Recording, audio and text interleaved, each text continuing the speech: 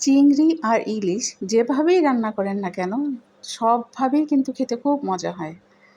ননাসের বাসায় গিয়েছিলাম, দাওয়াত ছিল। তো সেখানে যাওয়ার পরে ননাস বলতেছে যে আজকে চিংড়ি মাছটা আমাকে রান্না করার জন্য। তো আমি রান্না করার জন্য এখানে ১.৫ কেজি পরিমাণ চিংড়ি মাছ ছিল, কেটে কুটে রেডি করে নিয়েছি। একটি কড়াই চুলোতে বসিয়ে তেল দিয়ে মাছগুলো আমি ভালো করে এপিঠ ওপিঠ করে ভেজে নিচ্ছি। ভালো করে বলতে চিংড়ি মাছ খুব বেশি ফ্রাই করা লাগে না, হালকা একটু ২ থেকে ৩ মিনিট ভেজে নিলেই কিন্তু হয়ে যায়। এর থেকে বেশি ভেজে নিলে মাছটা কিন্তু শক্ত হয়ে যায়, শক্ত হলে আবার এতটা টেস্ট হয় না। মাছগুলো ৩ মিনিট ভেজে নিয়ে এবং উঠিয়ে নিয়েছি। সেই কড়াইতেই ওই তেলের মধ্যেই আমি ৪ কাপ পরিমাণ পেঁয়াজ দিয়ে ভেজে নিচ্ছি পেঁয়াজগুলো। আমার আগে থেকে প্ল্যান ছিল না যে আমি চিংড়ি মাছ রান্না করব। তাই আমার হাতের কাছে যা মশলা পেয়েছি বা যা ইনগ্রিডিয়েন্টস পেয়েছি ওগুলো দিয়েই রান্না করে নিয়েছি।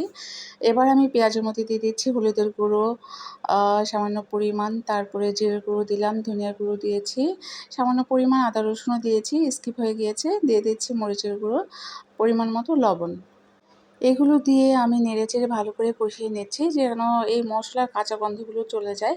এবার দিয়ে দিলাম টক দই 1/2 কাপ পরিমাণ এবং বাদাম বাটা ২ টেবিল চামচ।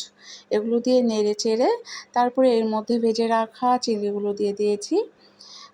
হয়ে গিয়েছে। নামিয়ে নেওয়ার আগে আমি কাঁচামরিচ ফালি করে দিয়ে দিয়েছি। কাঁচামরিচ দেওয়ার পরে ২ থেকে ৩ মিনিট আবার একটু কুক করে নিয়েছি। দেখতেই পাচ্ছেন আমার রান্না হয়ে গেছে। বাই দ্য ওয়ে আমি বিদায় নিচ্ছি। আল্লাহ হাফেজ।